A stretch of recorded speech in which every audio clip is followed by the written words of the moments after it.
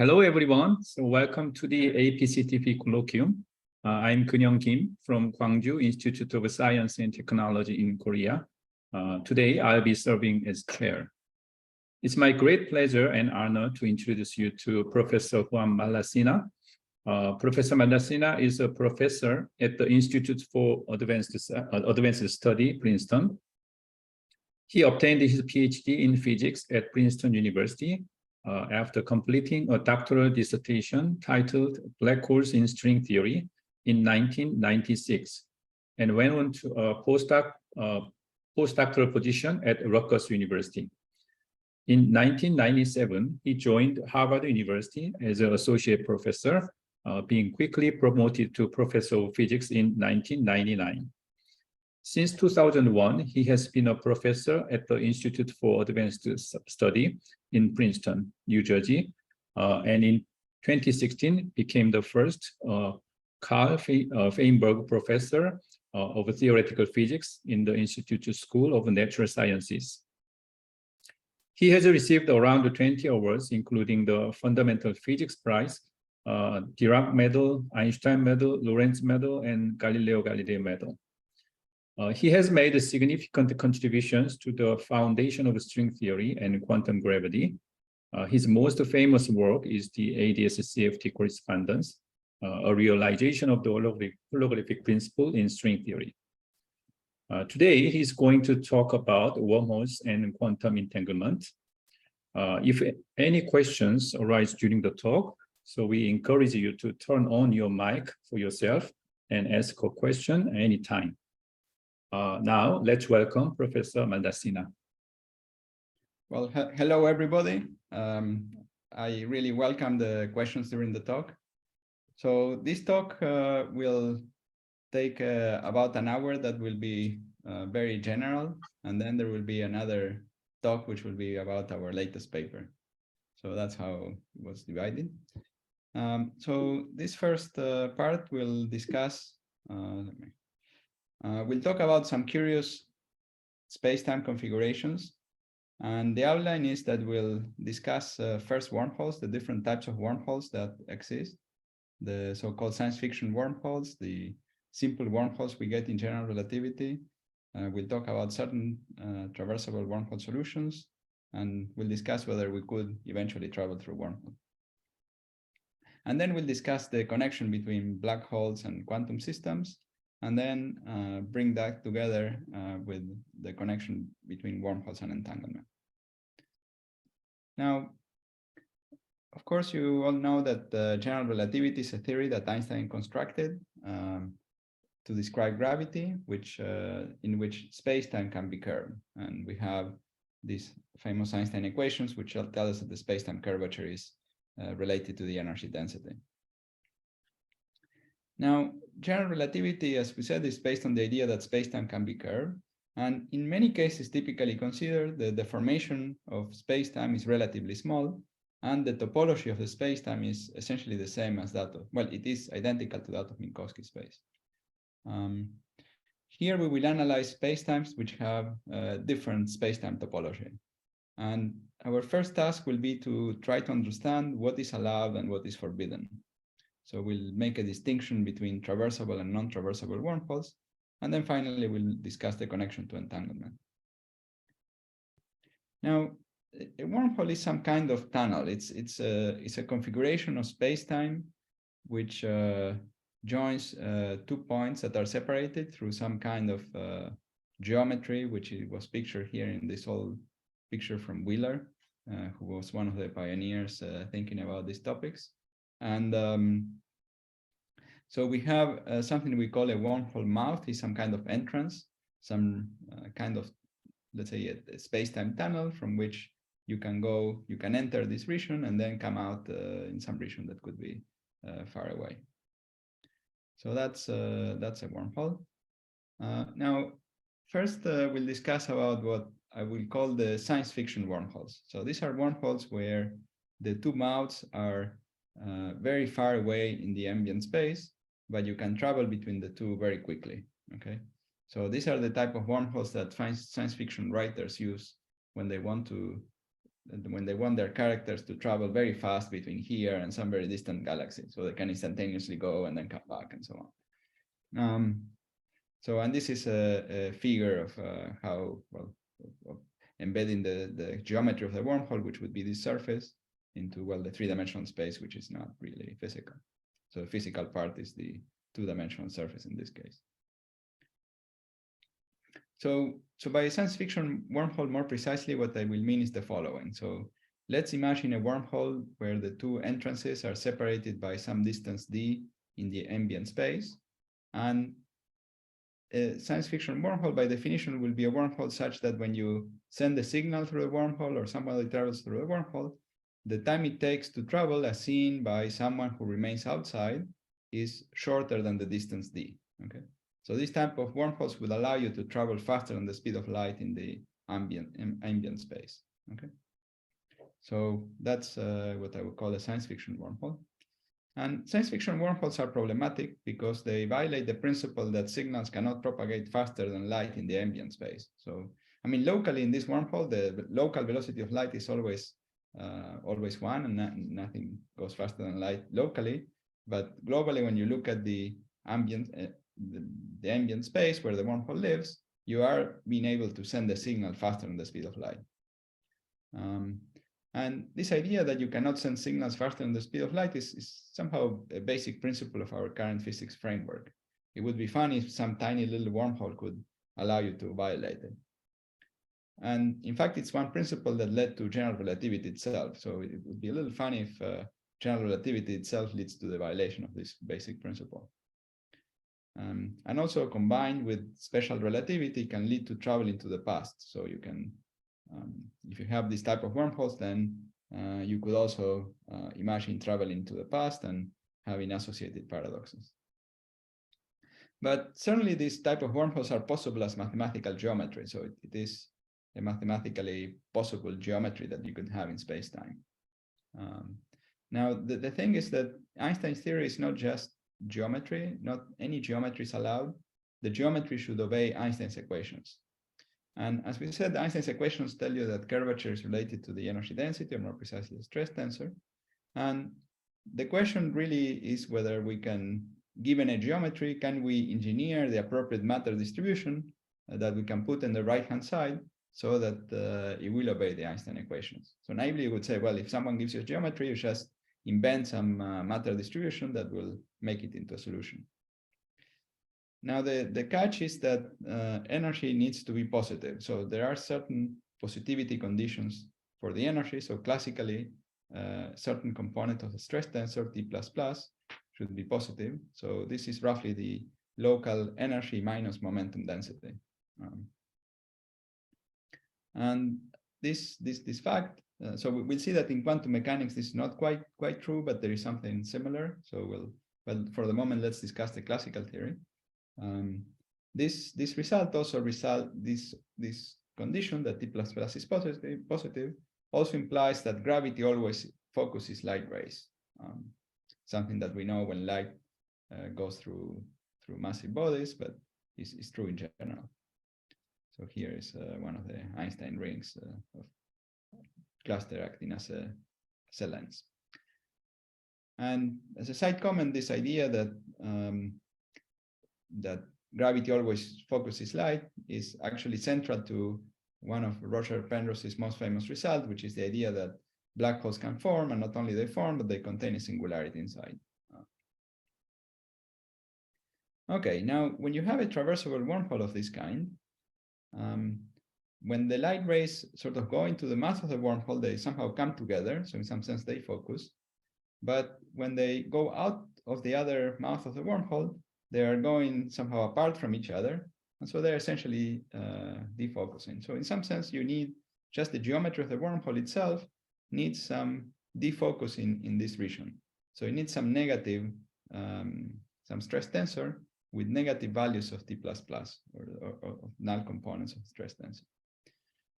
So that's just a feature of the geometry of this type of wormhole. So you always need that negative energy in this region. And as we said, this is not possible classically. So this seems to be a happy resolution. So Einstein's equations do not allow these science fiction wormholes, and then causality in the ambient space is respected, and so on. And it's interesting to emphasize once more that Einstein theory is more than geometry. It's geometry constrained by the equations, and these constraints depend on the properties of matter.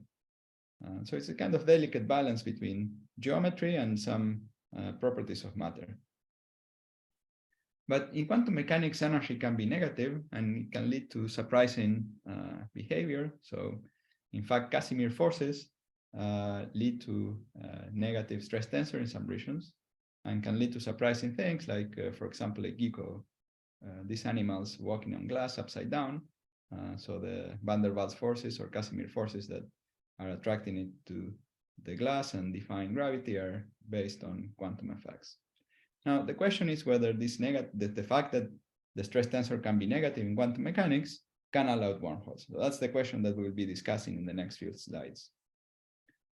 Now, there are still some conditions on the energy, so it's not allowed to be arbitrarily negative. So in fact, there is a condition which is called the achronal average null energy condition. I'll explain what these words mean in a second. So the idea is that you take a light ray. So imagine you have the trajectory of a null line, the trajectory of a light ray, and you integrate along that light ray. So the x plus is some coordinate along the light ray, and you integrate the plus plus component of the stress tensor between plus and minus infinity with, let's say, an infinitely long light ray. Then this full integral should be positive as long as you have a so-called achronal light ray. So a achronal light ray is one which is the fastest light ray in a given geometry. What that means is that any 2 points along the light ray cannot be joined by a time-like curve, because if that were true, then it would mean that there is a faster way of going between these two.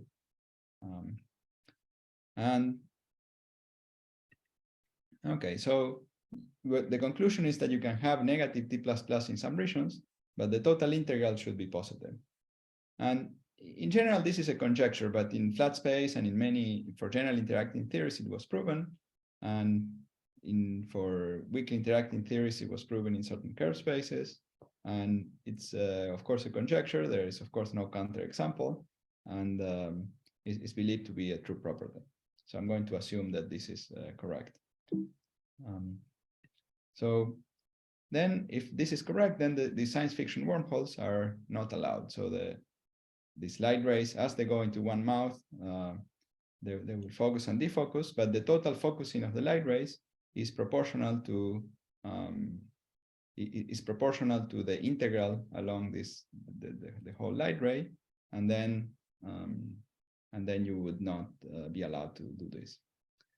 Now, it's important that the fact that this is a science fiction wormhole implies that this light ray that goes through the wormhole is the fastest light ray in this geometry, or more precisely, there is some light ray with this along this neck region that is the fastest one, because the ones that go through the outside are slower, because by definition, we're assuming this is one of the science fiction wormholes where it's faster to go through the wormhole. And so in these cases, the assumptions of that conjecture will be true, and then the integral should be positive, and therefore this geometry cannot exist. So the conclusion is that the basic principles of special relativity and quantum mechanics imply this positive energy. I should emphasize that this positivity of the null energy is a property of quantum field theory, that is to say, a property of relativistic quantum mechanics. So this is it's not a rigorous theorem, because that integrated null energy condition is not completely proven. But these are very basic principles, and not specific. These depend on very specific basic principles, and not on the specific properties of the particle we know. For example, dark matter is supposed to obey these properties. Now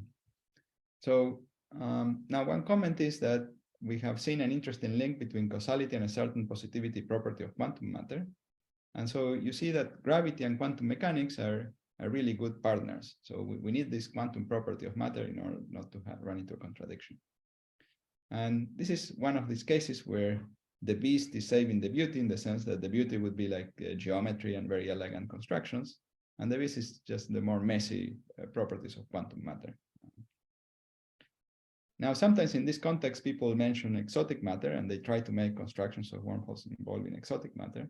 And by exotic matter, it would be matter which is outside the framework of quantum field theory. So this exotic matter is inconsistent with the basic principles of special relativity and quantum matter. And so examples are, for example, commuting, let's say, bosonic particles of spin a half, or let's say ghost fields, which have negative probability, etc. So these are all various things that people have discussed. So for me, these things are, they are not assumptions I'm willing to make. So I think it's safer to remain with the principles of special relativity and quantum matter, which are principles that have remained through the last century and were not contradicted, despite the fact that we discovered many new types of particles and many types of matter. Now, the laws of physics do allow non-traversable wormholes. So I'm now going to discuss these non-traversable wormholes, which are time-dependent wormholes. So I'll discuss those. And in fact, question. Yes, please. A very elementary question. Is there any experimental signature to observe wormholes in cosmology or?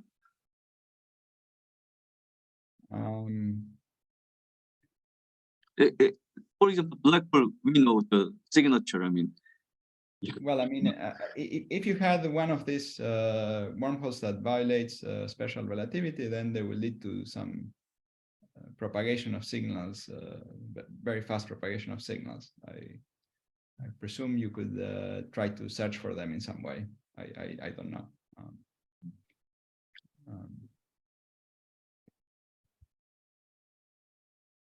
I've been trying to argue that these wormholes are not believed to exist theoretically. I see.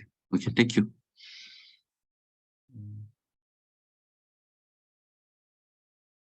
Okay, so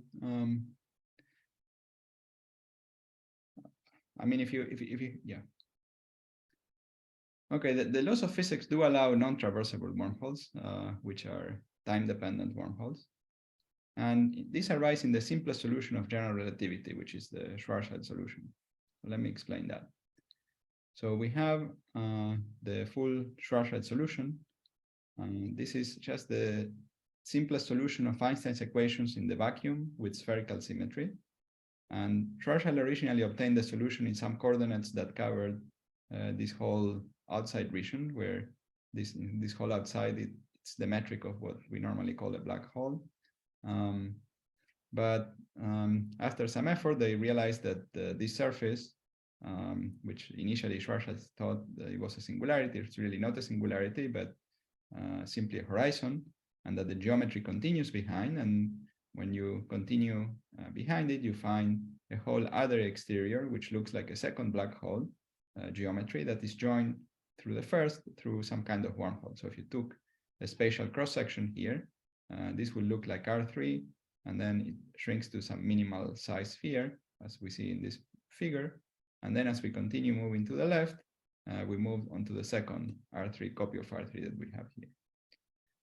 Now, the geometry is time-dependent in the sense that in these regions here, the space contracts, the size of the sphere contracts and shrinks into a singularity. Here it expands. So we have like a Big Bang, Big Crunch type singularity in the interior of this geometry.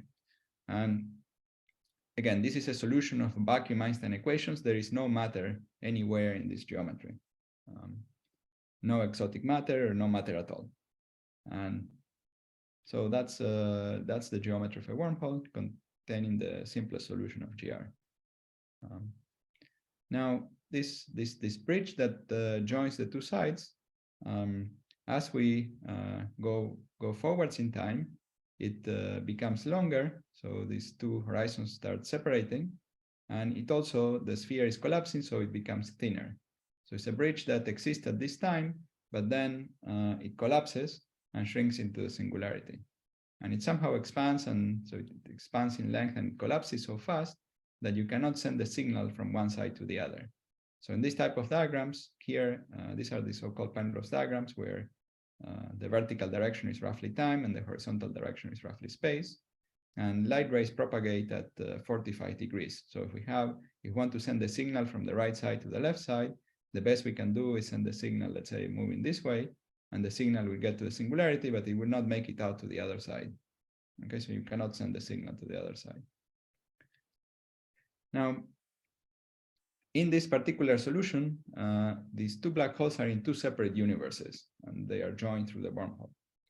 You could have a very similar configuration where the two black holes are in the two black hole exteriors are in the same space, but they are joined through the interior. So in the near environments of these two black holes, the geometry is similar to this, but when we go further away, you find that this left and right side are joined here in the middle.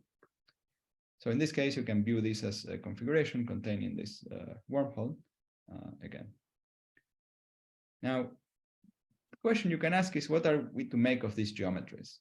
So option number one is to ignore them. In fact, there is no simple formation mechanism for these geometries.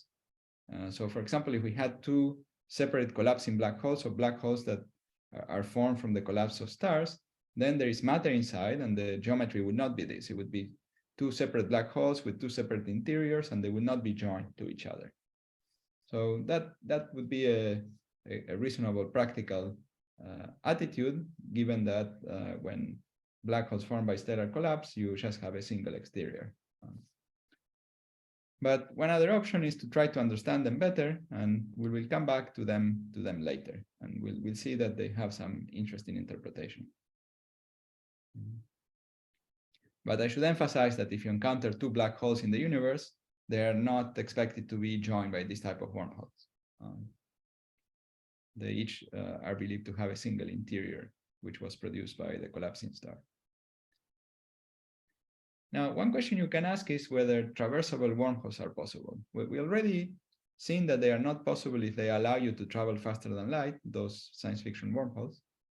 But we will see that the answer is yes, you can have a traversable wormhole if the time it takes you to travel through the wormhole is longer than the time it would take you to travel outside the wormhole. So they are not really shortcuts, but they are some kind of detours in the fabric of space-time, and we will discuss those. In other words, we're going to discuss wormholes where if you send a signal between the two mouths of the wormhole, it will take a time of order the distance between the two. However, when you send the signal through the wormhole, it will take a time as seen from the outside, which is bigger than that distance. Okay. Now, these wormholes, in order to exist, they do require quantum effects. They are forbidden classically, but it's kind of a curiosity, an interesting curiosity that they do exist. And so I will discuss now these wormholes. They are traversable.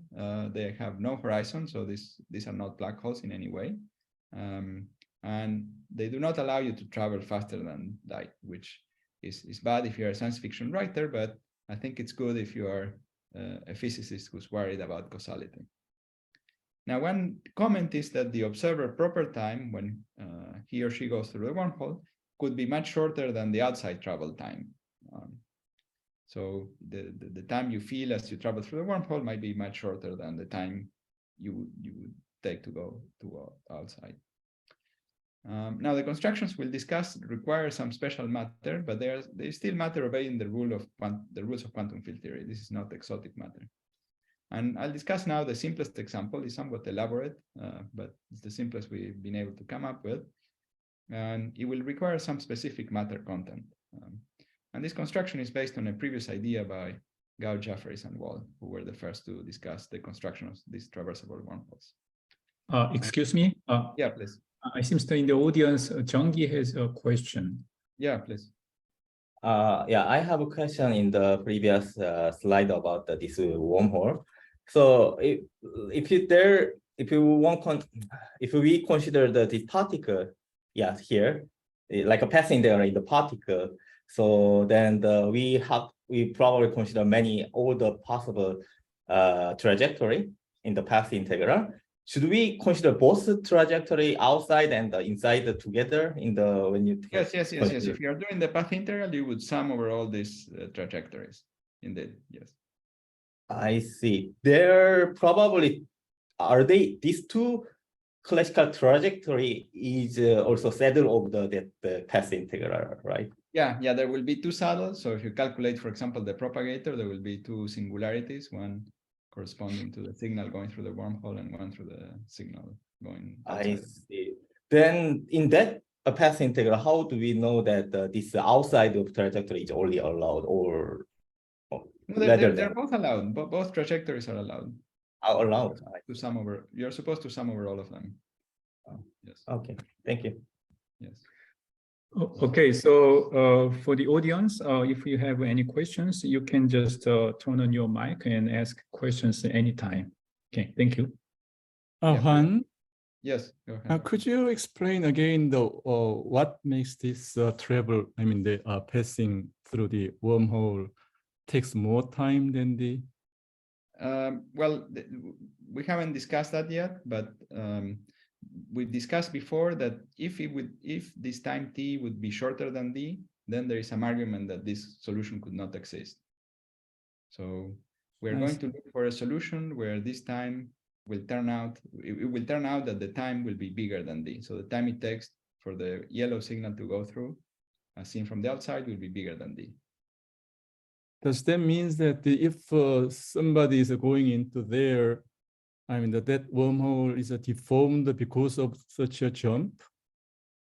Or Well, the maybe wormhole is some geometry that exists, and we'll see how we construct in a second. And then the idea is that you are sending something very light, a probe particle, which does not deform the wormhole. These wormholes are somewhat fragile. If you send something which is too heavy, it might destroy the wormhole and produce it to collapse and make it a black hole. So we're imagining that we are sending a signal which is sufficiently light. Is that the question you were? I'm not sure if I'm answering the question you were asking. Oh no, I was just guessing what is the mechanism of this. Yeah, we'll discuss how. Okay, I will wait. We will need some negative energy, and I will show you how we produce the negative energy. Yes. It's due to some quantum effects. Eventually, well, it will end up being related to the fact that there is here a trajectory that is a circle here. And so we'll have something like a Casimir energy in a circle, and that's why we'll get negative energy. So that's a preview. Hi, I want to ask something. Yes. Hello? Yes. So in this previous diagram, say like the spacetime we are considering spacetimes with boundaries. Like, is there a difference between wormholes which drop down and join back, or like and wormholes which could join from the top and so on? Like, is there an orientation thing like that? Okay. So in this diagram, I'm not drawing the time direction. And in fact, the wormholes we'll discuss now, they have this geometry times time. I mean, time can have some redshift factor, but the G00 never becomes 0, so there is no horizon. I think in the previous diagrams, like these ones, they were space-time diagrams. They were also showing the time direction. And I'm suppressing the angular directions. And so each point here represents a two-dimensional sphere. No, I mean within just a space-like slice, is there a sense in which you could have handles on one side or handles which cross over and join back from the other side or something? Is there an orientation thing like that? Okay. Well, so whether the whole space-time needs to preserve orientation or not depends on. Yeah, at least this two slices where we are thinking about the wormholes. Yeah. Yes. So I think that your question is whether we are allowed to consider spacetimes that do not preserve orientation. And exactly. the answer is no if we have a theory like the standard model, which is not invariant under orientation reversal. If you had a theory which is a matter theory, let's say, which is invariant under orientation reversal, then you could consider also non-orientable surfaces. Also, it also depends on how we fiber the hidden directions and so on, right? Yeah. So the final question is whether the final four-dimensional spacetime has a so final four-dimensional spacetime has to have some orientation and so on. Yes. But right. like just this two-dimensional slice where we are thinking of the wormholes topology, that the two-dimensional slice might not have it, but then together with the other directions should somehow make up for that. And have people studied such wormholes which don't preserve the orientation on the two-dimensional slice? Not that I know, but maybe some people might have considered them. I'm Thank not you. sure. Yeah. Okay. So, any other questions? Okay. So we'll discuss this in the context of a particular theory, which is Einstein gravity, and then we'll need to add some special matter. And the matter will be electromagnetism, so U1 gauge field, and charged fermions, charged massless fermions. So that's a charged massless fermion.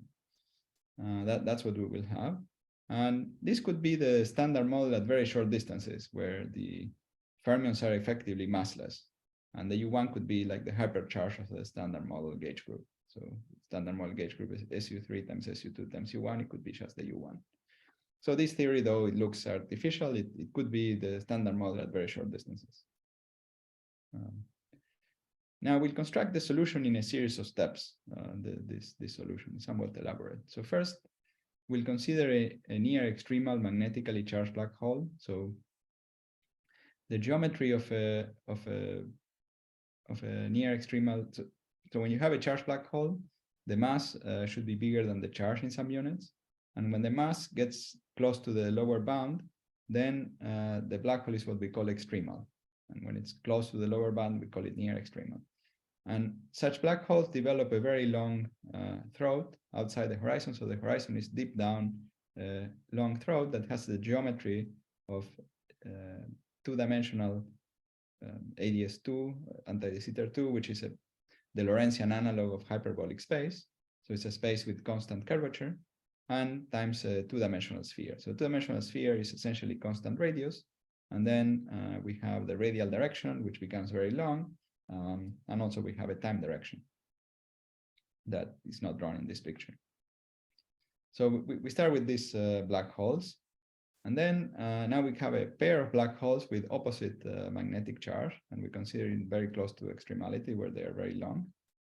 And now we take those two throats and we connect them. So we geometrically connect the two throats.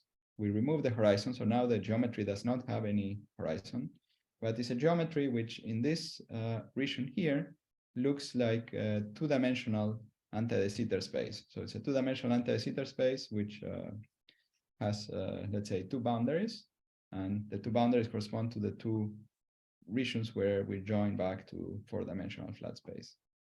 So this is some geometry, and at this level there is no horizon, but it's also not yet obeying Einstein's equations because we deformed it a little bit. It will not obey Einstein's equations.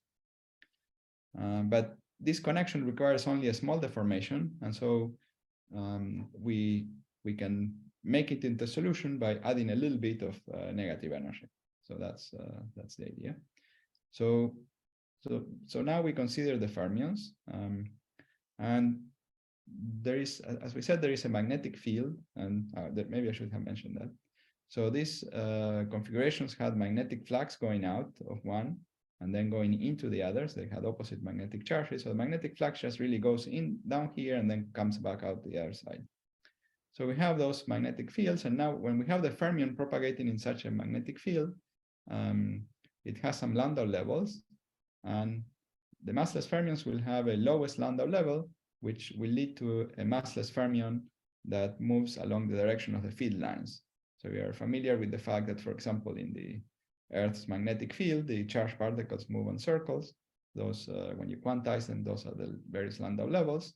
And for massless particles, the lowest Landau level is, let's say, such a very tiny circle that moves along the lines of magnetic field. And each massless fermion in 4 dimensions gives rise to a set of Q massless fermions in 2 dimensions, where Q is the integer magnetic charge. So we're imagining the magnetic charge is very large, and so per unit flux quantum, you get one of these 2-dimensional fermions. Okay.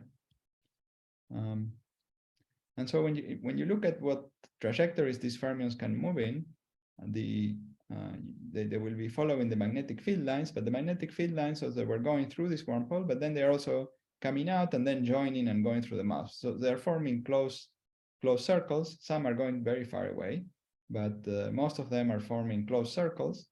And so the charge fermions move along these closed circles, and they are effectively two-dimensional fields that move along these closed circles. And we have a total of number of fields, which is equal to the integer value of the magnetic charge, which is Q. And so if we assume that this length of the throat is L, where L is roughly the time it takes to go through here, then the Casimir energy that we get is negative. So this is the Casimir energy due to the vacuum when we consider the fermions that could in principle move here. So even if the fermions are not present, just in the vacuum, we'll get some negative energy, which goes like minus Q over L, okay? And this negative energy is the negative energy that, well, it will be localized here. Well, it exists throughout this wormhole and even outside, but it makes the wormhole possible. And there will be a solution with a specific value of L where we balance this negative energy against the extra curvature that we created when we joined the solution in this, when we joined the two throats in this way. Now, this, when you do this, you solve Einstein's equations in this region, so inside the wormhole. But still, when you look from the point of view of the outside, these are two objects that carry some mass and some opposite charges, so they are attracting each other.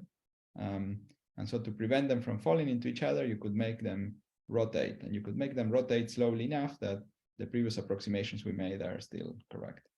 And so this gives rise to a long-lived state that eventually will decay because it will be emitting gravitational waves and electromagnetic waves, but it can live for a time which is much longer than the time it takes to go through this wormhole. Now, the time it takes to go through the wormhole is, as measured from the outside, is of order L, which one finds is it's bigger than the distance between the two, which is as we were saying it should be. But one interesting thing is that the time seen by the observer traveling through, so the proper time, is of order the radius of the sphere, or the radius of the throat, which will be much smaller than d. So you can, the time you feel when you travel through, it's much shorter. That's because when you are going in, you are falling into a gravitational potential well, you are accelerating, you're moving very fast. And so there are two effects. One is of time dilation, because you're moving fast, and the second is that you are in a deep gravitational potential well, and these two effects combine to give a very tiny travel time, as seen by the traveler. Now, what we've done here is argue that these are possible and curious long-lived configurations. I don't know of any simple way of producing these configurations if they were not initially present. So as a summary, let me summarize everything we've said about wormholes. So wormholes divide into two categories. One are the non-traversable wormholes. They are very simple general relativity solutions, such as the Schwarzschild solution. These exist, and they exist as solutions. And then we have the traversable wormholes, and the ones that will allow you to travel faster than the speed of light are forbidden. And the ones that will allow you to travel slower than the speed of light, they're allowed. But they are somewhat subtle solutions that require these quantum effects. So they're not possible in classical physics. But they are possible, let's say, in the standard model of particle physics. We were claiming that we could have these very tiny little wormholes. We could have them as solutions. As I said, it's complicated to make them, so it's not very. Okay, so now we'll do a kind of science fiction exercise just for fun.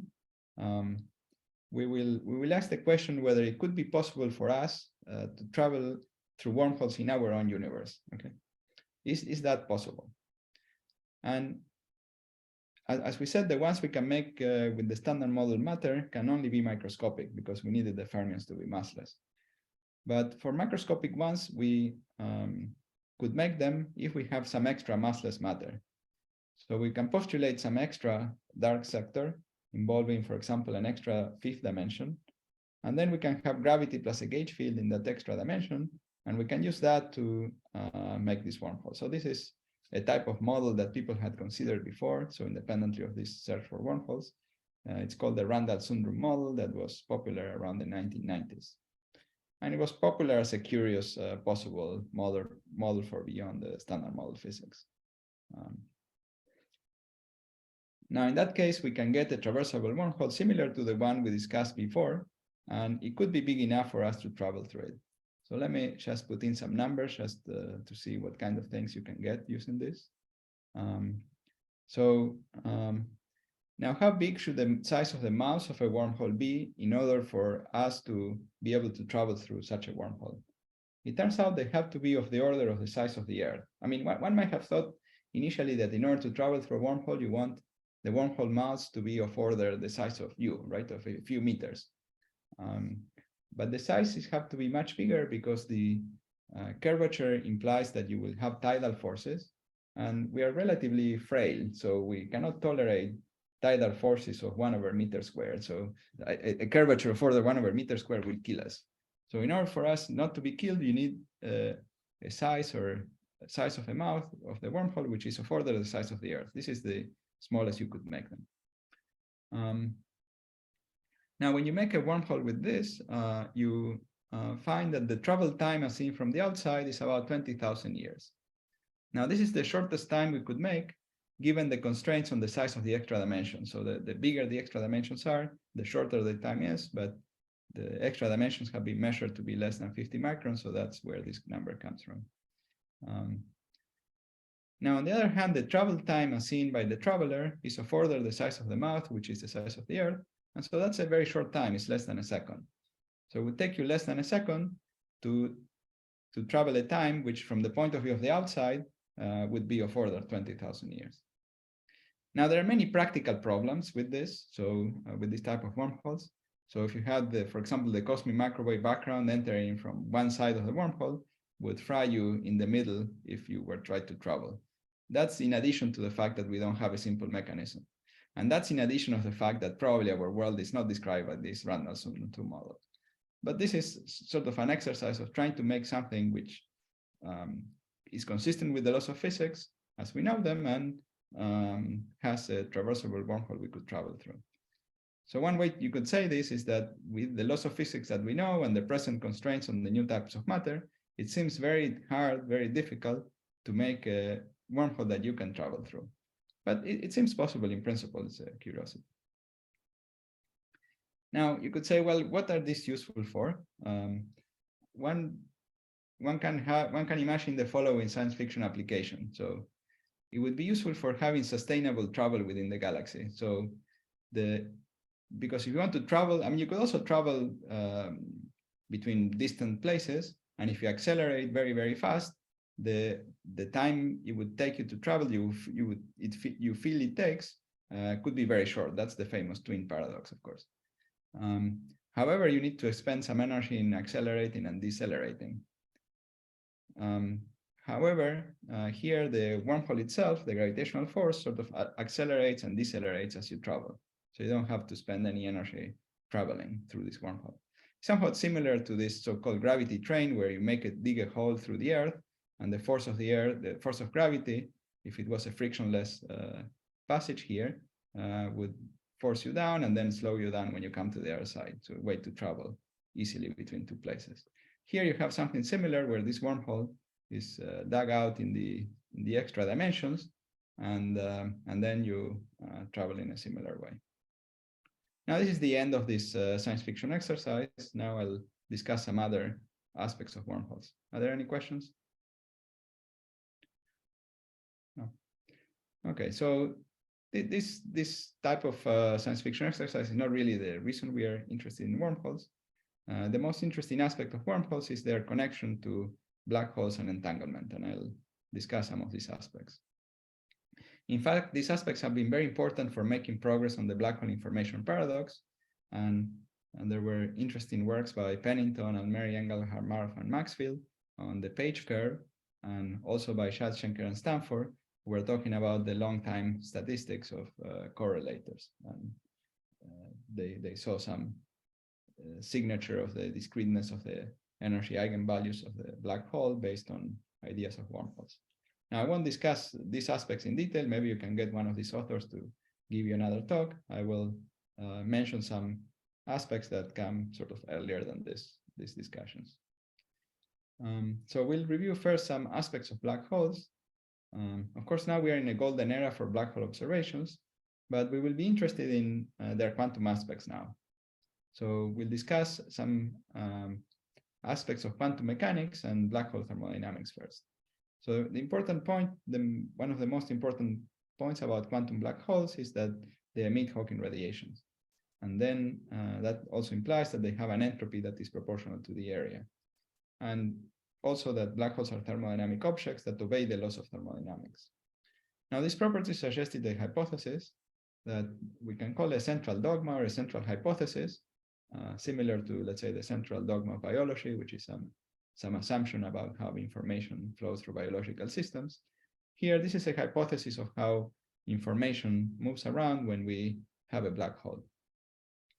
So the idea is that the black hole can be viewed as a quantum system. So if you have a black hole and you sit outside the black hole, you do experiments from the outside. They could be very sophisticated and precise experiments involving sending particles into the black hole and measuring the Hawking radiation.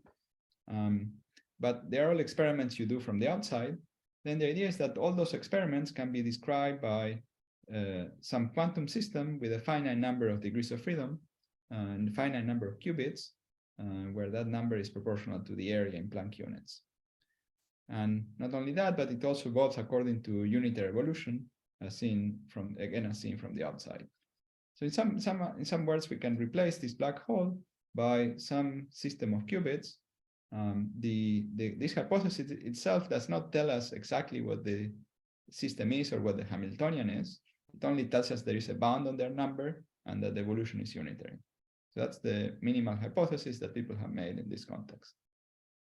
Now, this hypothesis is supported by many results in string theory. First, there were some entropy counts of supersymmetric black holes in the 90s by Strominger and Bafa and Sen and others. Then there is the idea of ADS-CFT or holography that also gives very concrete Hamiltonians for how this is supposed to work.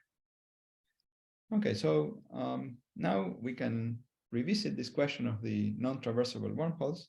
These were the ones that came from the Schwarzschild solution. And the idea is that for each, you can apply that central dogma separately for each of the black holes. So each of these black holes can be viewed as a quantum system. And the idea is that the fact that they are connected is related to the fact that these two quantum systems could be entangled with each other. And more precisely, the idea is that the type of geometric connection we have here in the geometry is related to a particular entangled state, which is the so-called thermophile double. The fact that we get this state is intimately connected to the thermal properties or thermal properties of black holes, where we take all the energy levels of one system, the system on the right, and we have an identical system on the left, and then we sum over all the energy levels with a thermal looking weight. So this thermal looking weight is such that if we trace out one of the systems, then we get literally the density matrix, the thermal density matrix for the right system. So the idea is that the geometric connection is related to entanglement, and Einstein and Rosen were the first to discuss the fact that this Schwarzschild solution contains this geometric connection, and Einstein, Podolsky, and Rosen were the first to discuss entanglement, so we call this ER equal to EPR. And we think that this might be some more general property, not true for these particular black holes, but might be more general and a general property of quantum gravity. We don't know whether it's true in complete generality. We don't know whether it's true that even for spin-and-a-half particles, there is a very tiny little wormhole. What we do know is that for very big black holes that are entangled in these very special states, then we do have a wormhole. Now, one way to explain what this wormhole is through the story of Romeo and Juliet, which I mentioned. I don't know if you've heard me talk about this before. So we have Romeo and Juliet that they want to meet, but their families don't allow them. And so they separate them and send them very far away to two different regions of the galaxy. But they somehow are very clever, and they manage to make two black holes that are perfectly entangled in the state that we discussed before. They have a very sophisticated quantum computer. that allows them to do that. And after they do that, then they sit outside their black holes and they jump in, okay? And their families that see them from the outside, they think that they committed suicide. But but because they were very careful to prepare the black holes in this entangled state, they created a space-time geometry that looks like this. So now here, the vertical direction is time. And as they jump in, they actually meet here in the interior, okay? So they can meet in the interior for a while, and then they die when they get to the singularity. So in this version of the story, they meet, but they eventually die. So that's not too bad. Now you can ask whether there is a better way of finishing this story. And I'll motivated with that by this story, we'll discuss some aspects of quantum teleportation and traversable wormholes, which were aspects initially discussed by Gauss, Jeffries, and Wall. So I'll discuss that now. So we'll see that there is some interesting connection between quantum teleportation and traversable wormholes. So first, let me remind you what quantum teleportation is. So quantum teleportation is something like the following. So there are two people. So here we're calling them Bob and Alice.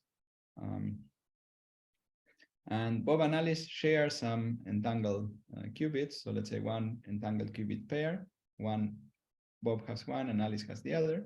And then Charlie sends a qubit to Bob, and then Bob mixes these two qubits and does a simple measurement on them. So she measures the two qubits and sends the results to Alice, and Alice does some operation on her qubit, and out comes Charlie's qubit. Okay. So it's a way to send a qubit through by using this pre-existing entanglement.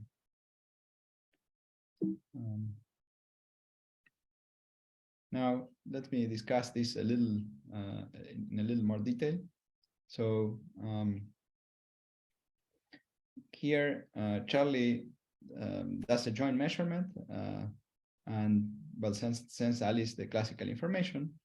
And Alice then does this operation that depends on the result of the information. And Alice gets the qubit. Now the question is here whether you would like to be teleported. So imagine that instead of Charlie's qubit, you have, let's say, a person. And here you have a bunch of entangled qubits. The question is whether you would like this operation. Now, in principle, the idea here is that you will be mixed very thoroughly with the Charlie's qubit, and then there is a measurement. The measurement would project all the qubits, and this part looks somewhat painful. And but you are promised that you will be resurrected here. But in any case, the question is whether you would like to be teleported. And your first answer, I think, would probably be no. So returning briefly to our story of Romeo and Juliet, Juliet tries to convince Romeo to build a giant teleportation machine and suggests that he teleports himself.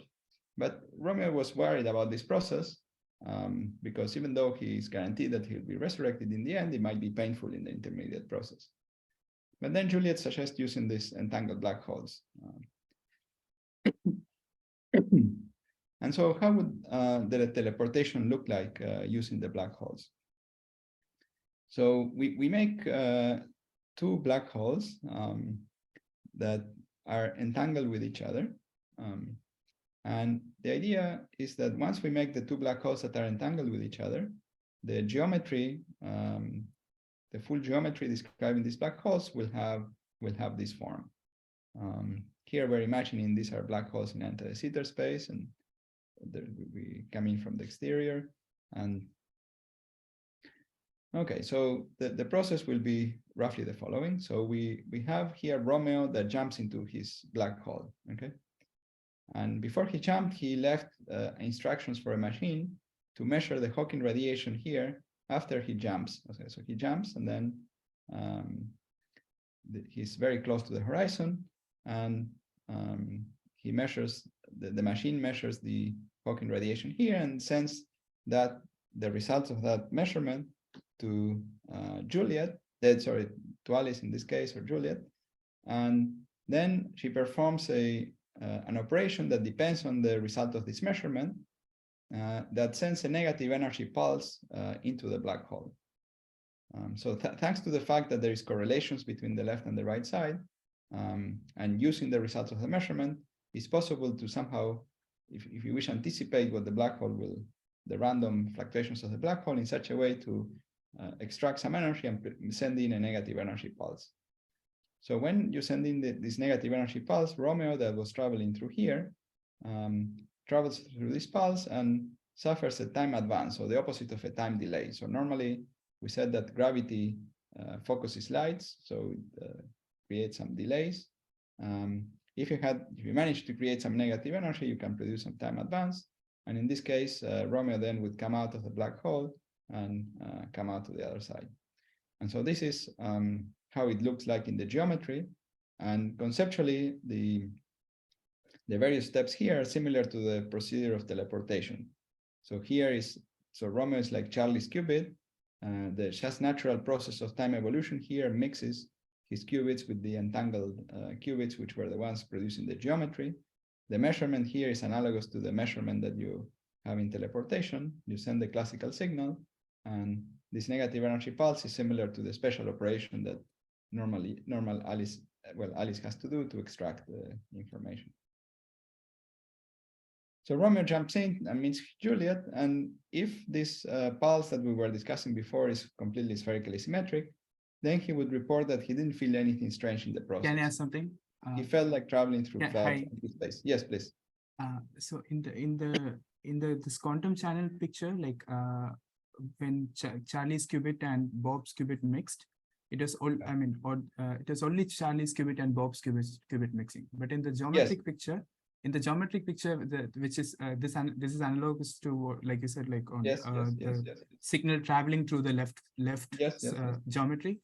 But but is that completely independent of what Alice can see from the right geometry? Like, because the left and right geometry were yes. So here the idea is that there are some degrees of freedom that those degrees of freedom that were appearing in the central dogma, which are the qubits that are accessible from the right side, right? So here, when Romeo jumps in, which is Charlie's qubits, he's being mixed with these qubits on this side, on the left exterior. Okay. And then there is the measurement, and then there's the classical information. So if you do not send this classical information, it is not possible to send a negative energy pulse, and you can never recover this signal.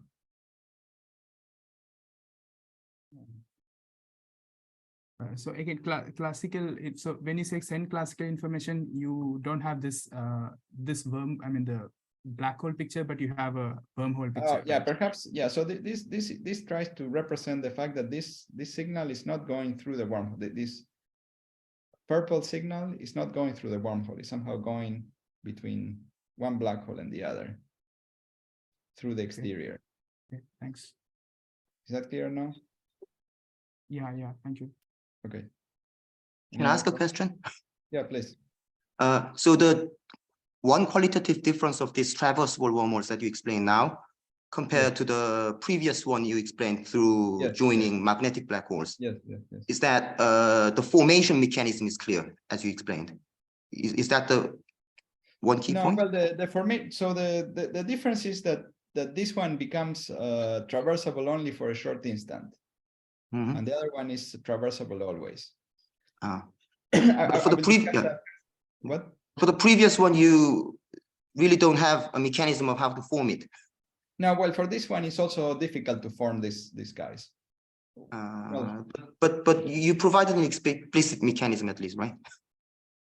Well, we provided the mechanism for finding a solution, right? But if the wormhole wasn't there and you try to, let's say, collapse matter and so on to make it. Oh, the initially entangled black holes. Yeah, you mean. Yeah. So the idea was that this is some geometry that makes sense and it's a solution, right?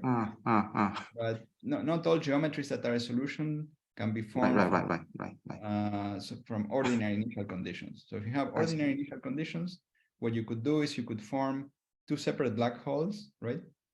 And then hold them together for a very, very long time. And then eventually the wormhole would form because it's the lowest energy configuration.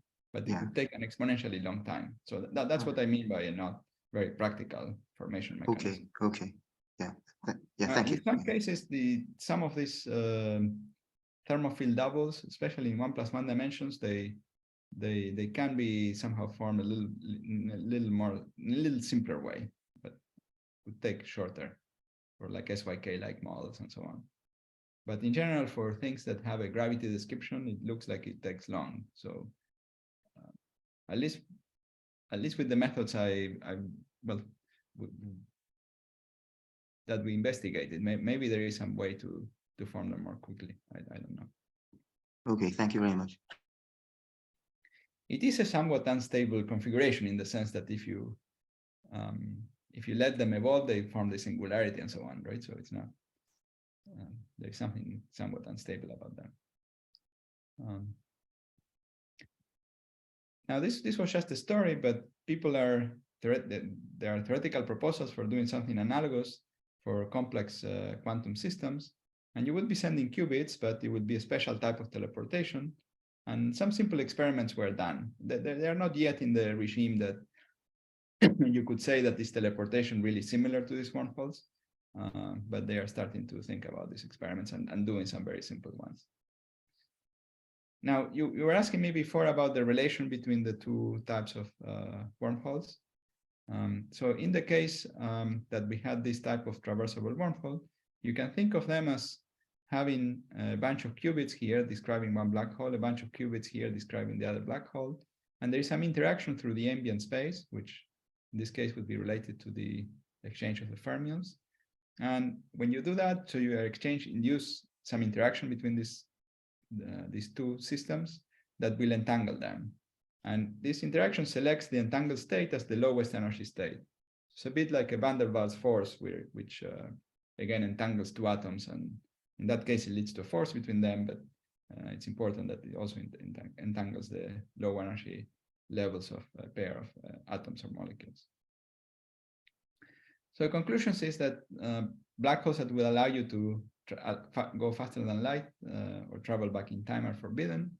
Non-traversable wormholes are simple solutions of general relativity and are closely connected to black holes, and they can be interpreted as entangled states. So there's some interesting connection to entanglement. So entanglement is related to wormholes through this ER = to EPR relation. And when two black holes interact in the ambient space, they can lead to traversable wormholes, which again do not allow travel faster than light, but allows interesting configurations. And these ideas are inspiring interesting experiments with many body systems. And as I said, similar wormholes play a role in the analysis of the black hole information paradox. I didn't talk about them today, but that's all. Thank you. Okay, so that was my first general talk. Yeah. Right. So we have another talk. So before moving into the another talk, so let's pause here for a moment and let's have a discussion. So if you have any question, please ask now. May I ask a question? Yeah, please. About the quantum gravity in the lab. Yeah. So how do you feel about this quantum many-body experiments? Do you think like it as a cool demonstration, or do you think there can be some progress in terms of understanding ADS-CFT with these experiments?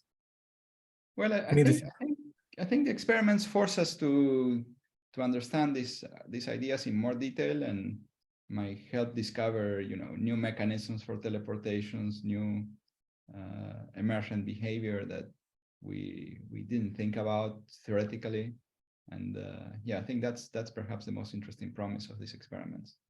So we know theoretically that certain interacting systems develop, let's say, a gravity description or something close to a gravity description. And that we know theoretically for some systems. Of course, maybe when we do an actual many-body system that is not those that we can solve theoretically, but a different one, maybe they find a different kind of behavior. Maybe they, it will force us to really recognize that, and it will force us to ask questions of how do we recognize that we have a gravity description, right? What's the simplest signal? What's the simplest way to recognize it? So I think it will be an interesting sort of back and forth between people doing these experiments and theorists trying to analyze them. I see. Thank you. So can I ask you a question? Yeah. It's a related question. So what should be the safety dual of a wormhole if we consider the ADS wormholes? Yeah, so if you have a wormhole that joins two separate ADS spaces, so what you have is an entangled state, right? So you have two copies of the system and you have an entangled state. So that's, for example, in this case, right?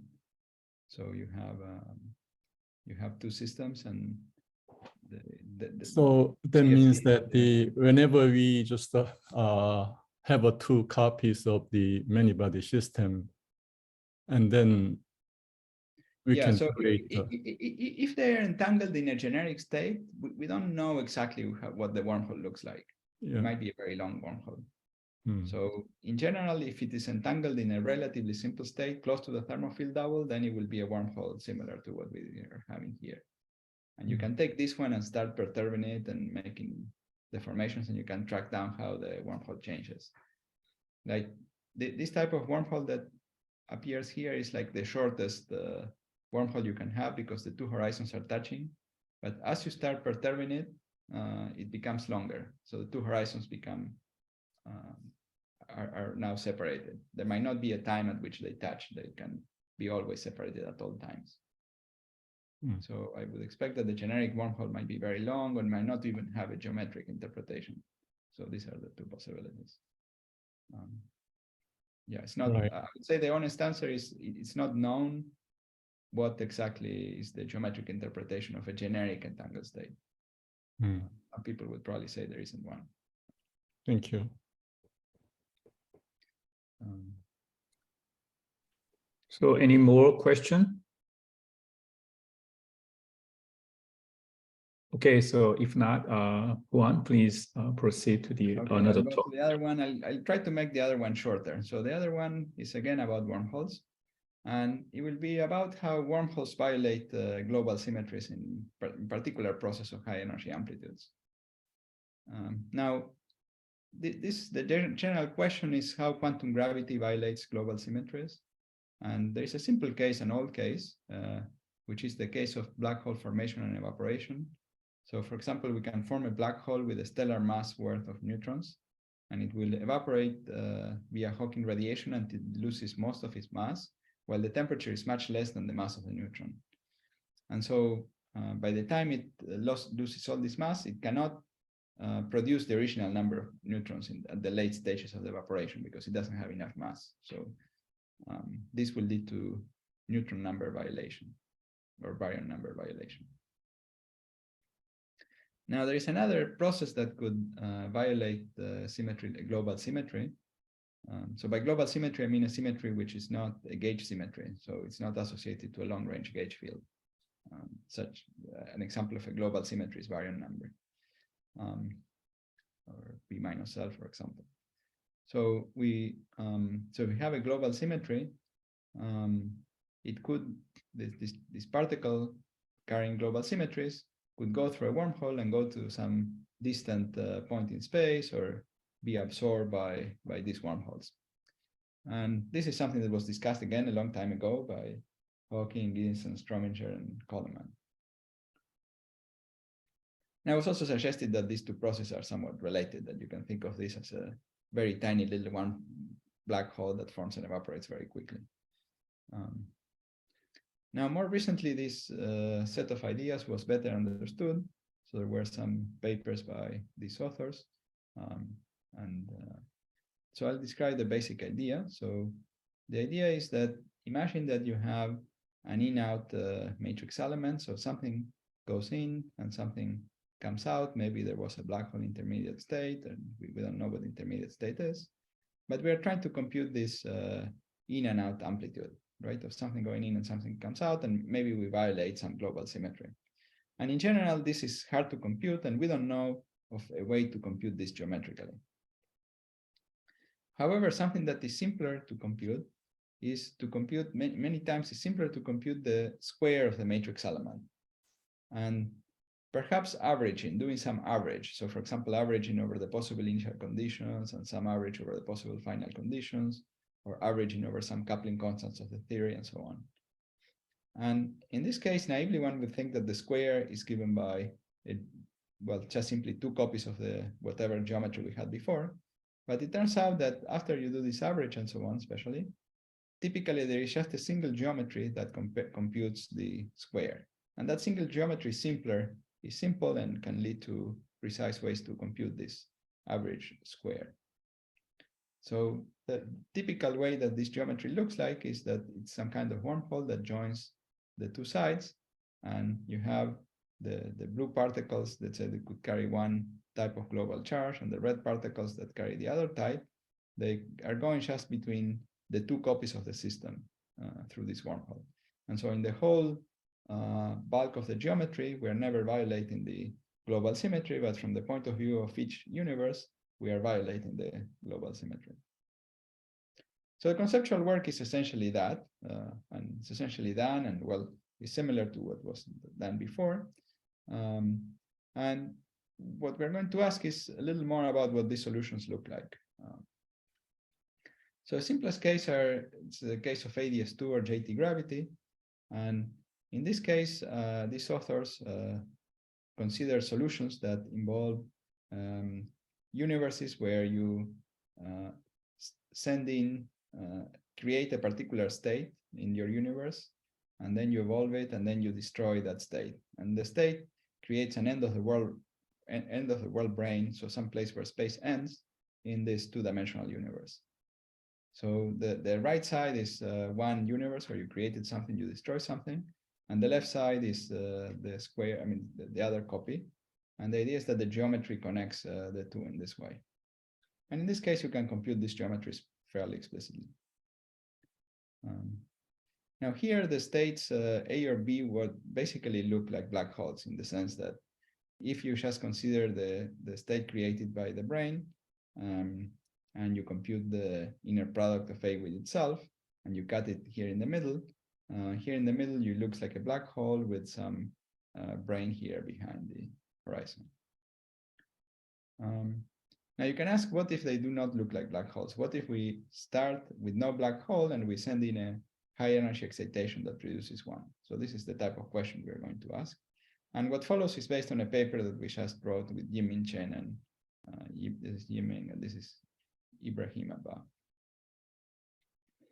So the question actually Nima was asking us was Nima Kani-Hamed. So if you have a high energy scattering amplitude in flat space, so let's say at energy is much bigger than M Planck, what is the global charge violating exclusive amplitude in flat space? Let's say you send in quarks and you want leptons to come out or something like this. What is that amplitude in flat space? It's an academic question because it's expected to be very small. So it's expected to be of order e to the minus s, where s would be the entropy of the black hole of energy E. But we would like to understand the geometry that computes it more precisely. So that's the goal of this discussion, to understand that geometry. Let me just mention why we expect it to be of this order. So the idea is that you will send in these 2 particles and you'll make a black hole. The black hole will have many states of order e to the s states. And that state will decay in many different ways. And one very unlikely way to decay is to produce 2 other particles, which is some other possible state. So it's just one of the possible states that could have made a black hole. So it's 1 out of e to the s, and that's why we expect that the probability should be e to the minus s. So that's where this e to the minus s comes from. So it's again a qualitative argument at this level. Now, an easier question is to consider the high energy scattering of spherically symmetric shells in flat space, sort of S waves.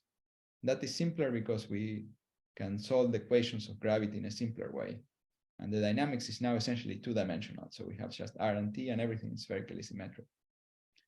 So we basically go from D dimensions. We could do this in any D dimensions. And because we're considering spherical shells, the problem reduces to a problem in 2 dimensions. And the general 2-dimensional gravity is just a spherically symmetric reduction of any gravity theory. Contains a term that, well, is the 2-dimensional curvature times a term that multiplies it, which normally is the transverse area. We can call this field the entropy on, or this is what gives us the entropy. And then there is some potential that we can call the temperature. And then there is the shell will have some mass that depends on S. These theories are sometimes called dilaton gravity. I think this name of entropy on gravity is more reasonable. And this field S is sometimes called phi, but I'm going to call it S because it's like the entropy. And if you form a black hole, then the entropy of the black hole is just the value of this field S at the horizon, and the temperature is the value of this potential at the horizon. Now, the general solution of this kind of theory is has the following form.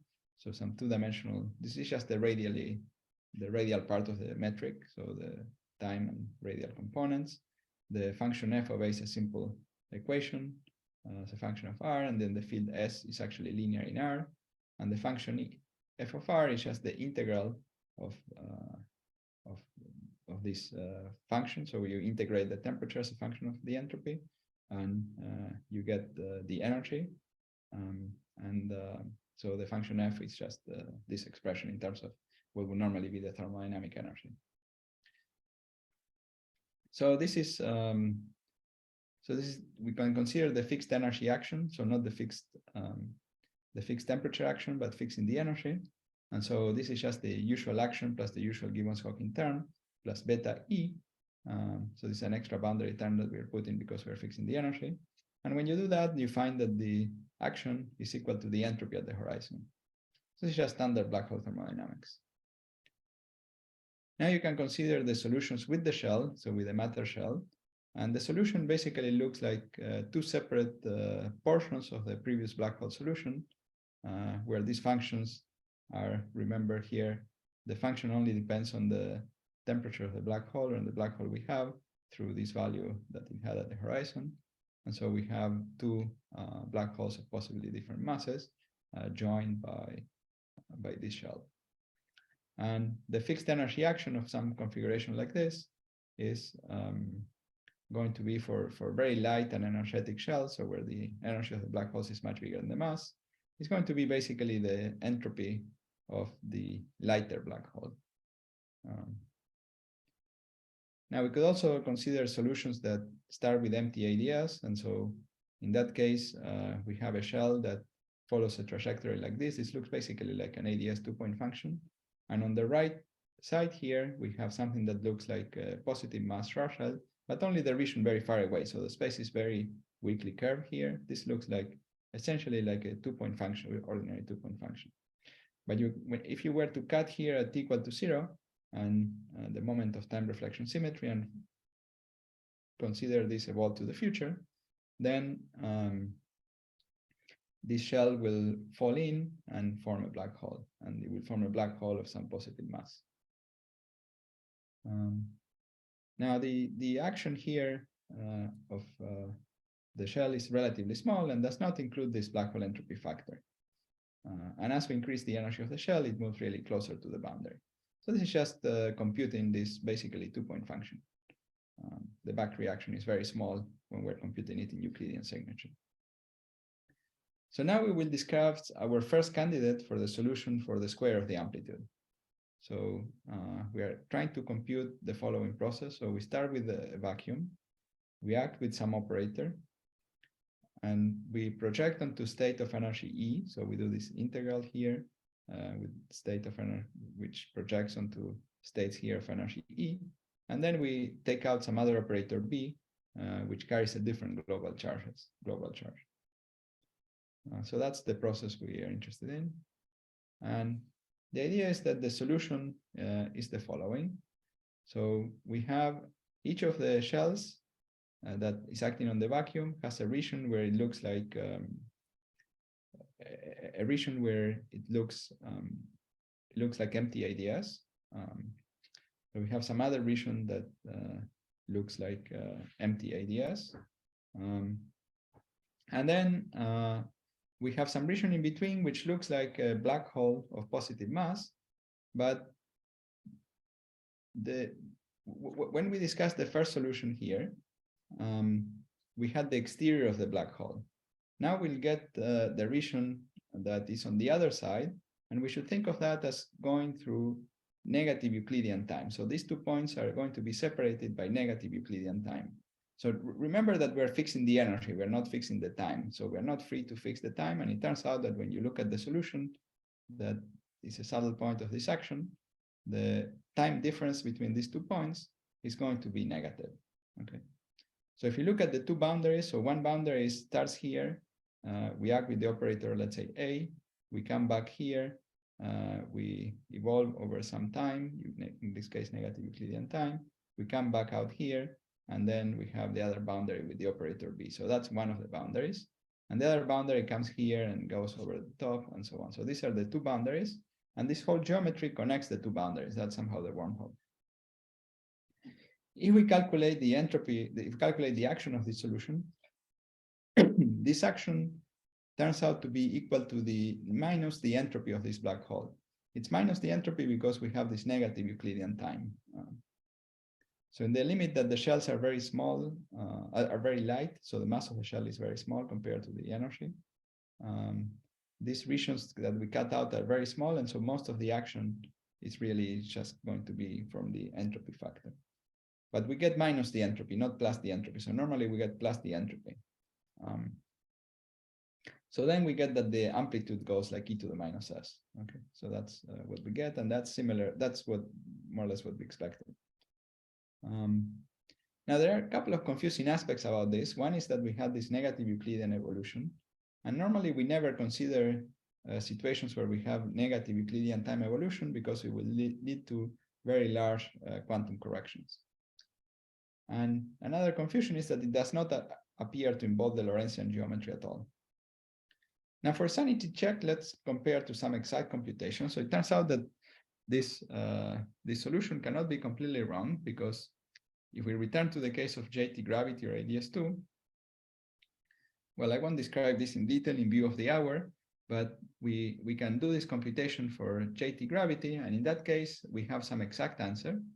And then we can check that, that this exact answer actually gives us an answer which agrees with what we expect from this type of negative Euclidean time evolution in certain cases. But so what we would like to see is whether there is a better justification for this geometry. So first we'll make an observation. So the first observation is that this geometry has a kind of zero mode. So you can move this cutout here. So we can shrink this negative Euclidean time, and you can expand this other portion. And that is an approximate zero mode of the solution. And so when we continue this zero mode to Lorentzian time, this translates into a time difference between the A and B insertions. And this then motivates us to think about a different observable. So one observable where we fix the energy, but not very precisely. We fix it with some error delta E. And we also fix the time between the 2 insertions, also not very precisely with some error, which is basically 1 over delta E. And so we calculate something similar to what we were calculating before, except that now there is an extra parameter, which is T, which separates the insertion times of these 2. And we project onto the energy, but not very sharply, so that the Lorentzian time between the 2s are going to be separated by a very long Lorentzian time, which is much bigger than the temperature corresponding, than the inverse temperature corresponding to that energy. So we're computing something slightly different. So before we said we send something in, something comes out, and the intermediate state has energy E. Now we say something goes in at time equal to 0, and we wait for some time, and then some time t, and after roughly time t, something comes out again with energy roughly E. So that's the different observable. So we're waiting some specific time.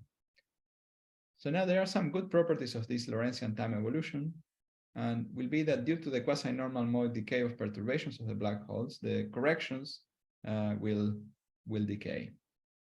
So, for example, suppose that you have an exchange of particles between these 2 shells, right? So suppose you have some interactions, and the shell interacts with some particle, and this particle gets exchanged with the other shell.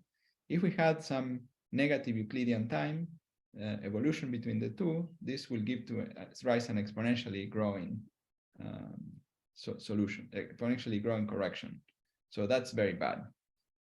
Now, if you separate them in Lorentzian time, then when you vote these two in Lorentzian time, it will these 2 points will be separated through, let's say, the black hole interior by a geometry like this, and the distance between these 2 points will start growing. So there's a growing distance that will cancel the negative Euclidean time that we had initially.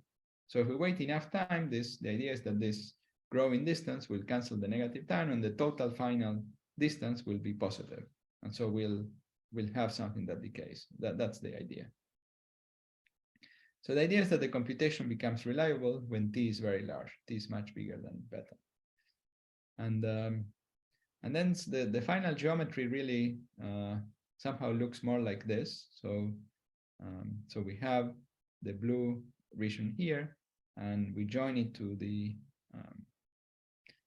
Lorentzian black hole. So most of the wormhole here looks like the Lorentzian black hole, and so this region here is joined to a portion of the Lorentzian black hole geometry. So we have this kind of we call this the butterfly geometry.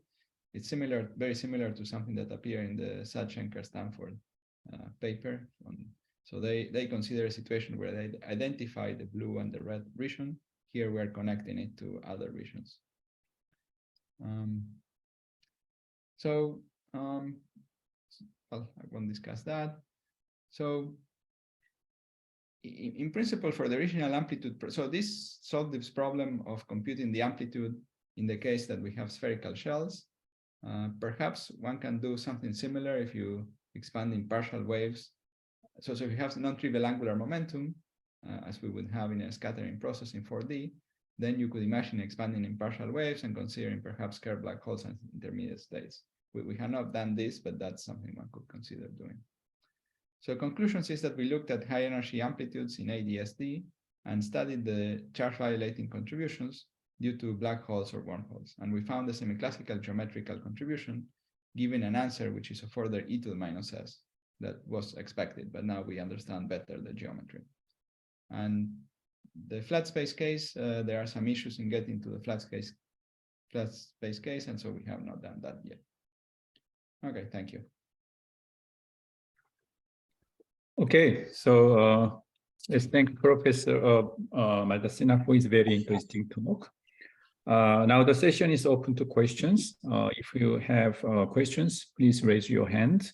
I mean, you can click the virtual hand in Zoom, or you may type your question in the chatting window.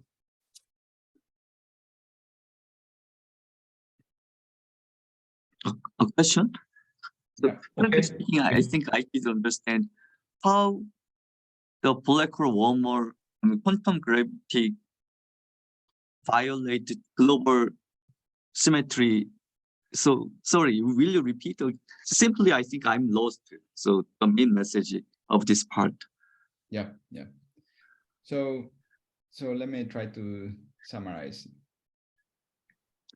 So we expect that quantum gravity violates global symmetries, right?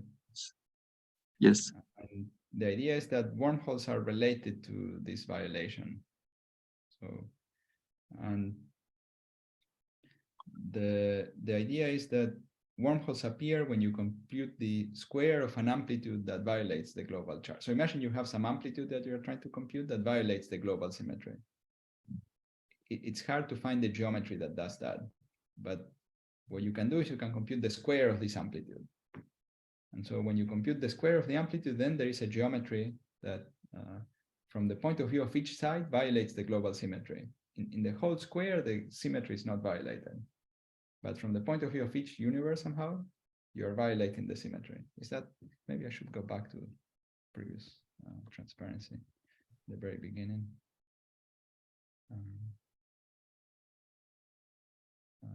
Let me see, here.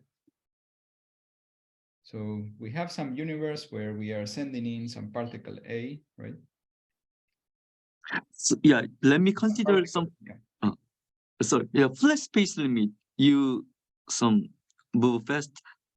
So in the flat space limit and large E, so how can I understand? So in the field theoretically, how can I understand global symmetry is breaking in that scattering amplitude? Then how is it related with some gravity, quantum gravity? Right. So so the goal is to try to relate somehow this picture to a solution that incorporates at least the type of boundary conditions we have for a scattering-like configuration. Right. Now, we didn't do quite a scattering-like configuration. We did something that looked like a two-point function in ADS, but a two-point function that violates the global symmetry. So we have an operator A and an operator B that carry different global charges. Right? Yeah, I see. Mm-hmm. And the goal was to find a geometry that where we would find that this two-point function would be non-zero. But we didn't find a single geometry that where the two-point function was non-zero, but we found if you consider the square of this two-point function, then we found a geometry that would show that that square is non-zero. So I see. most of the talk was concentrating on the construction of the geometry. I see. Yeah, for the calculation, this kind of geometry appear then, which gives rise to exponential minus as that kind of contribution. Yeah. So the exponential to e to the minus s before was some kind of estimate. Now there is a geometry that gives you that answer. I see. Yeah, thank you. That reproduces that answer in a situation where you have something somewhat similar to scattering configuration. You could still make it more realistic and have something closer to a scattering configuration, and yeah, I'm not totally satisfied. I think what we did was related to the ADS situation. I think that remains to be understood better. We haven't understood well enough the flat space discussion. Okay. For example, yeah. I mean, in our paper, we discuss a little more what the problems are with the flat space discussion.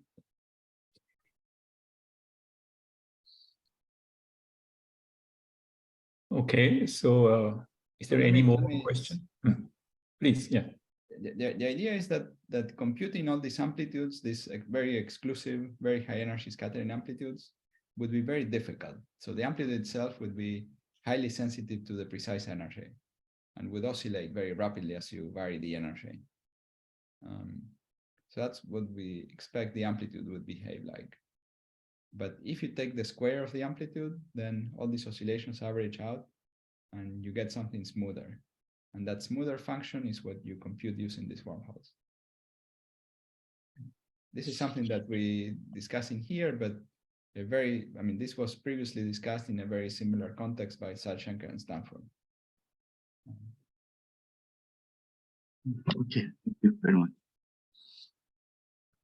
Okay, is there any more question or comment? Yes, so Akhil. Hi, please. hi. So these wormholes, these global charge violating wormholes are traversable wormholes, right?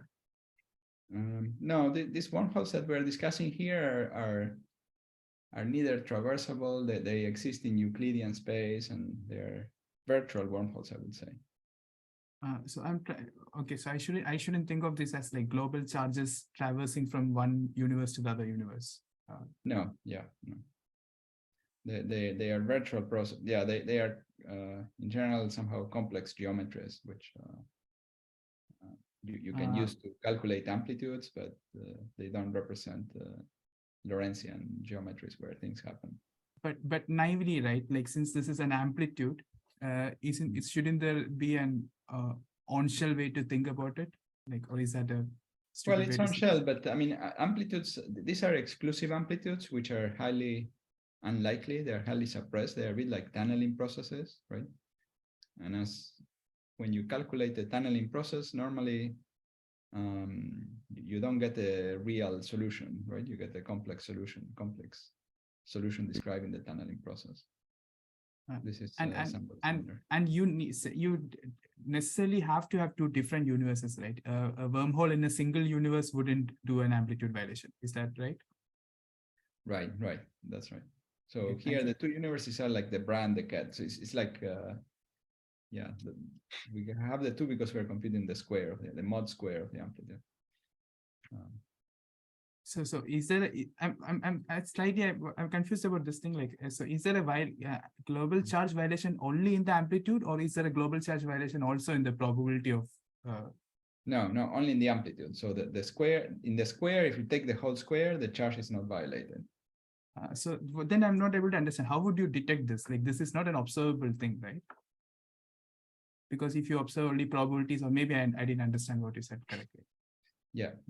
Well, let me be more precisely. So, yeah, if you calculate the probability that a charge A goes to a charge B, it's non-zero, right? So we're calculating the probability and it's non-zero.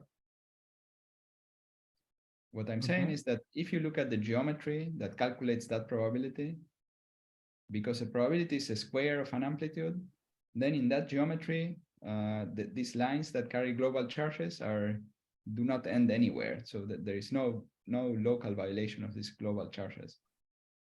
It's only a violation once you interpret it physically. But in the geometry, these global charges do not end anywhere. They just go from one place to the other. If you consider the two copies of the universe, then it's the global charge is preserved. Okay, thank you. But because in our physical interpretation, we interpret that as a probability in a single copy, then that's why the charge is violated. So is also the energy violated, like energy not conserved in this universes? Like, yeah, that's a good question. No, energy is conserved because energy is a bit like a gauge charge, right? So it's associated to the not for the boundary theory, right? I'm asking, like, is the energy conserved in, or like on each boundary, like the energy could also traverse to the other? Yes. No. I'm trying to explain why the energy is conserved on each boundary. So if you have a charge or some property that is associated to a gauge symmetry, then it will be conserved on each boundary. So it's easier to explain if we had a global charge, so a gauge charge. So let's imagine the blue charge, the blue line here, carried some electric charge, right? Then what would happen is that along this wormhole, there would be a kind of Gauss law that would prevent any total charge flowing through the wormhole, right? Let's say, for the sake of the argument, the red charge, the red particle is not charged. So let's say the blue particle carries some charge. Then through this wormhole, which has a compact cross-section, you would have a non-zero charge. But then the Gauss law would forbid this. Or said in a different way, there is a Wilson line, or the integral of the gauge field along this wormhole is some variable that we are supposed to integrate over. And when we integrate over that, the charge particle gives us a phase. And so if the charge is non-zero, we'll get a zero. The amplitude will be zero. So this quantity would be zero. So it's zero for a simple reason. It's zero because we integrate over the gauge field. And with gravity, similar. We are integrating over some modes of the metric that are related to it, that impose the energy conservation. So all these wormhole effects do not violate gauge charges or energy or momentum. So they can only violate things which are global symmetries.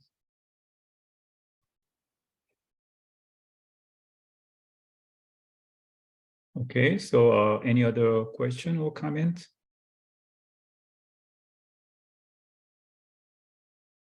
Okay, if not, so as a last question, let me ask a very general question.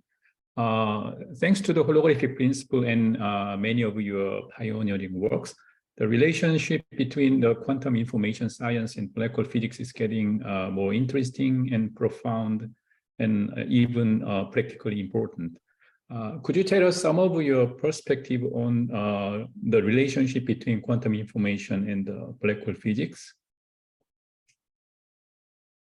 Well, I think there's been I didn't talk about it, but there was a. I think you probably should get a talk from Pennington and company or someone like that. I think the main realization was this interesting formula of Ryu and Takayanagi, which is a new gravitational formula that computes fine-grained entropy or von Neumann entropy. So the usual area formula of black holes is really only computing the so-called Boltzmann entropy or coarse-grained entropy. And so one way to say it is that this new formula of Ryu and Takayanagi is a more precise entropic formula, a new formula that allows you to do more things. And in quantum information, this formula plays an important role in sort of the quantum Shannon theory and so on, or in analyzing sort of how quantum information flows between different regions. And so that formula played a crucial role in understanding how holography works. In some sense, it made holography sharper in the sense that when you're describing some regions, for example, this black hole from the outside, this formula is telling us which region of the space-time is being described by that quantum system we were mentioning. So it's usually, for example, not the black hole, the whole black hole interior, it's only, let's say, a portion of the interior. And this formula tells us what this portion is. So it's a formula that's been very important. Well, both the formula and the interpretation and various corrections people have suggested of the formula. So it is important to consider a certain quantum correction to the formula due to the quantum fields. Yeah, so that and the formula is justified by considering again using the gravitational path integral. And in cases where the interior of the black hole does not belong to the degrees of freedom, so this story of the page curve, it's important to consider in wormhole configurations, so wormholes that involve this quantum matter and so on, somewhat similar to what we discussed, but they are more complex wormholes, so they are used to justify this formula, the more generalized version of the Ryu-Takayanagi formula, sometimes called the Engelhardt-World formula. So these are sometimes called replica wormholes. So that could be another talk. Right? Okay, let's thank Professor Maldacena again. And thank you everyone for your participation, and hope to see you next APCTP Colloquium. Thank you. Okay. Thank you very much. Yeah, thank you all for the questions and best wishes. Thank you for your very enlightening talk. Bye-bye. Bye-bye. Thank you, Professor Kunyang. Thank you. Yeah, very much. Yeah.